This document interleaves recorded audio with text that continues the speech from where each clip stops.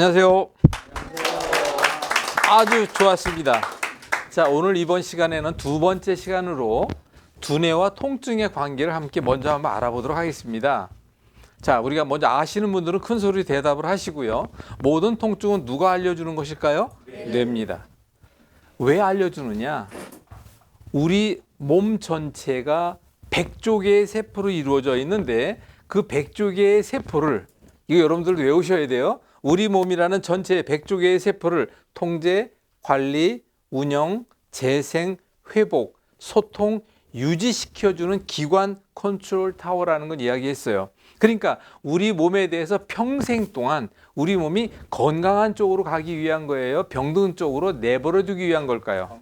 건강한 쪽으로. 그것을 우리는 보면 항상 건강이라는 기준이 있어야 돼요? 없어야 돼요? 그 건강이라고 하는 기준을 그 기준에 맞추어 유지해 줄 수 있도록 두뇌는 일평생 내가 살아 숨쉬는 동안에 그 일을 도와주고 있다는 거예요. 그러니까 100조 개의 모든 세포의 모든 정보를 알고 있다는 겁니까? 모른다는 겁니까? 그러면 그 알고 있는 것이 정상으로 작동되는지 정상으로 운영되는지에 대한 것을 알고 그 부분이 정상으로 작동되지 않으면 그 부분에 대한 것을 우리 두뇌는 어떻게 하느냐. 먼저 이걸 좀 이해하셔야 합니다. 우리 두뇌는 우리 몸 전체의 100조 개를 건강한 쪽으로 유도하기 위하여 갖은 노력을 합니다. 그러니까 어느 정도 조금 문제가 생기면 그 문제를 가장 먼저 도와주고 해결하는 것은 누구일까요? 뇌입니다. 그거를 우리는 자가치유력이라고 얘기합니다. 뭐라고요?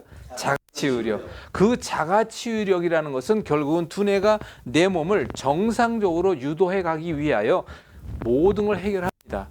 그럼 우리 몸 전체의 문제를 해결하는 두뇌의 자가치유 능력은 큰 힘일까요? 작은 힘일까요? 상상하지 못하는 큰 힘을 발휘하고 있다고요. 근데 그 발휘라는 것도 내가 도와줄 때 도움이 될까? 내가 전혀 도와주지 않고 그 반대로 나쁘게만 해나갈 때 도움이 될까요? 내가 도와줄 때. 근데 죄송합니다. 많은 사람들이 내 몸에 문제가 있을 때 그 문제에 대한 것을 알림은 누가 알려주는 것이다? 뇌. 하지만 많은 사람들이, 제가 바로 어제도 엊그제도 사람들을 만났지만 당신이 느끼고 있는 그 고통의 증상, 오늘 좀 저 뒤에 앉아 계신 분처럼 발목 이하가 저리고 시려워요. 누가 알려주는 걸까요? 뇌가 알려주는 거예요. 왜 알려주는 걸까요? 그 부분의 문제가 심하다라는 것을 내가 먼저 스스로 알게 하기 위하여 깨달음을 주기 위한 고통과 증상의 표현으로 알려주는 것이죠. 그러면 먼저 여러분들이 이해하셔야 할 것은 내가 벌써 느낌인데 벌써 심하다. 그건 이미 한계가 넘은 거예요? 안 넘은 거예요? 저는 그래서 글을 이렇게 얘기합니다. 먼저 배우시는 분들, 특히 이제 양 박사라든가 우리 이름 이사님 같은 경우는 이걸 이해하셔야 돼요. 반드시 얘기할 수 있어야 돼. 우리 뇌가 하는 일에는 반드시 임계점이라는 것이 있다. 그럼 이미 우리 몸의 문제가 이곳에서 시작하고 진행하고 악화되다가 임계점을 뛰어넘어서 튀어나온 게 보여요, 안 보여요? 이렇게 보일 땐 내가 느낌으로 느낄 수 있는 거예요. 그러니까 여기 계신 여러분들이나 다른 분들도 이미 내가 느낌으로 느껴지고 있다는 것은 벌써 상당 부분 진행을 한 거예요, 안 한 거예요? 진행한 거예요. 그 진행한 걸 두 가지 생각해야 합니다. 이렇게 진행하기 전에 내가 먼저 그 부분의 문제를 해결한다면 쉬울까? 어려울까요? 그 쉬울 때 하자고 하는 방법을 우리 뭐라고 하느냐? 예방이라고 합니다. 뭐라고요? 예방.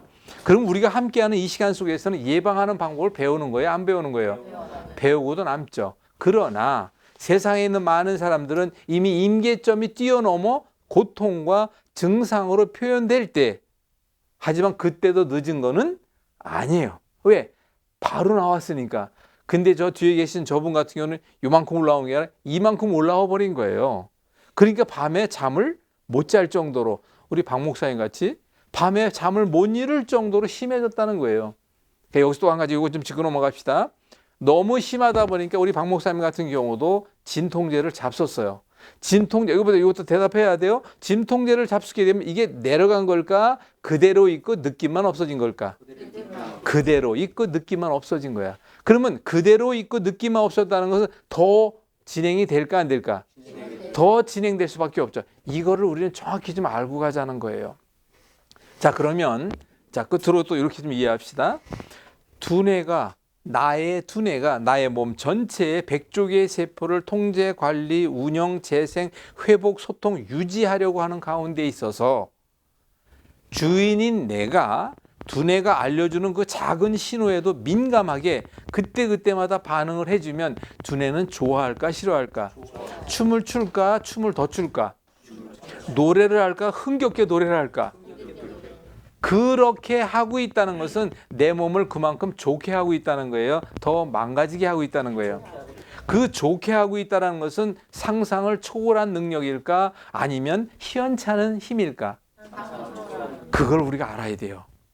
그래서 이 땅에 있는 그 어떠한 약도, 이 땅에 있는 그 어떠한 의술도 그것보다도 바로 나를 도와주고 있는 두뇌를 도와서 두뇌가 할 수 있는 방법을 극대화시켜준다는 것은 약과도 비교할 수 없어요.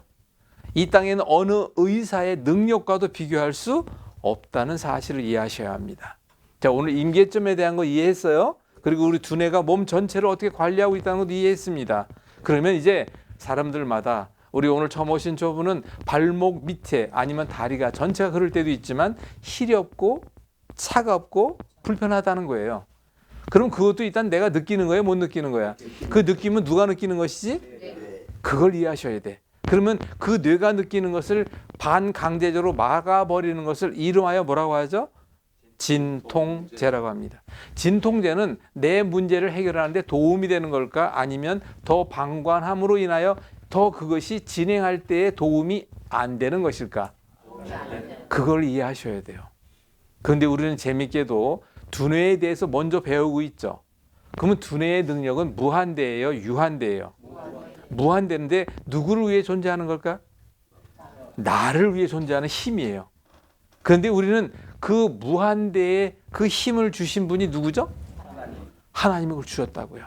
제가 이제 어제 그 당림 미술관이라고 하는 거기에 가서 이제 설교를 했는데 바로 이제 그런 말씀을 제가 전했죠.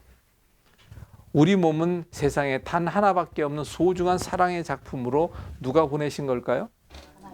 세상에 여러 개입니까? 단 하나뿐입니까? 단 하나뿐인 소중합니까? 아니면 껄쩍지근합니까? 껄쩍지근하다고요? 소중한 사랑의 작품이에요? 미움의 작품이에요? 오직 사랑으로요. 오직 사랑으로. 그럼 이 땅에 보냈을 때는 이 땅에서 무언가 하고 오라는 겁니까? 이 땅에서 그냥 내 욕심만 채리다가 그냥 심술보로 지내다 오라는 거예요. 근데 그걸 우리는 다른 말로 뭐라고 하죠? 사명이라고 그래요. 뭐라고요? 사명. 나를 이 땅에 보냈을 땐 반드시 사명을 감당하라고 보내신 거예요. 그럼 장로님 지금 얼마만큼의 사명을 감당하고 있는지에 대한 건 내가 물어보지 않겠습니다. 하지만 스스로는 알아 몰라?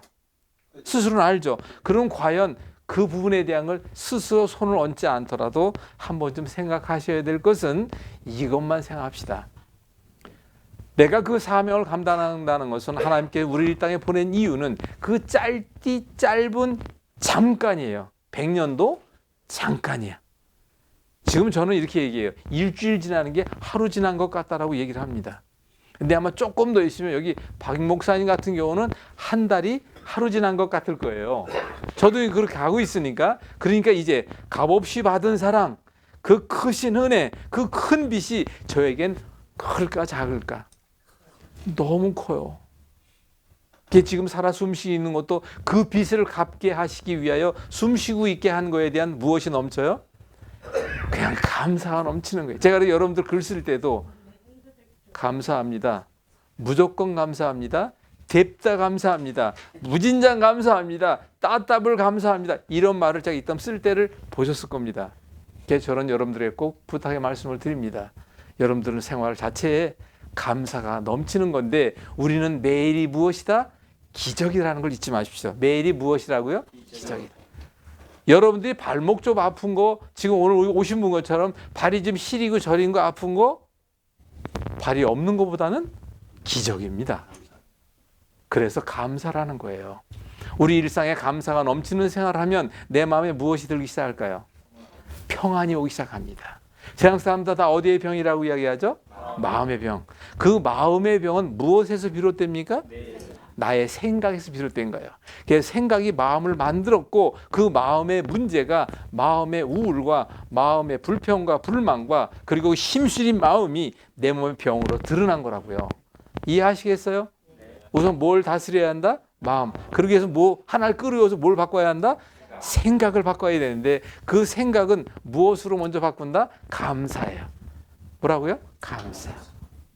예, 그래서 제가 이제 좀 이따 그런 콘텐츠의 영상을 준비할 텐데 작은 소망, 작은 사랑, 작은 믿음, 작은 행복, 작은 기쁨이 결국은 그 작은 것이 쌓여 큰 소망과 기쁨이 된다는 것을 하나의 콘텐츠로 만들어 가겠습니다. 우리 건강도 역시 그렇게 작은 것으로 시작돼야 되는데 그걸 우리는 한마디로 저는 이렇게 얘기해요. 뒷골모와 태산입니다. 이걸 잊지 마시고 오늘 과연 우리 몸과 즉 통증과 두뇌의 관계에서는 가장 기본적으로 이것을 먼저 이해하고 출발하시는 저와 여러분들이 됐으면 좋겠습니다. 아시겠죠? 감사합니다.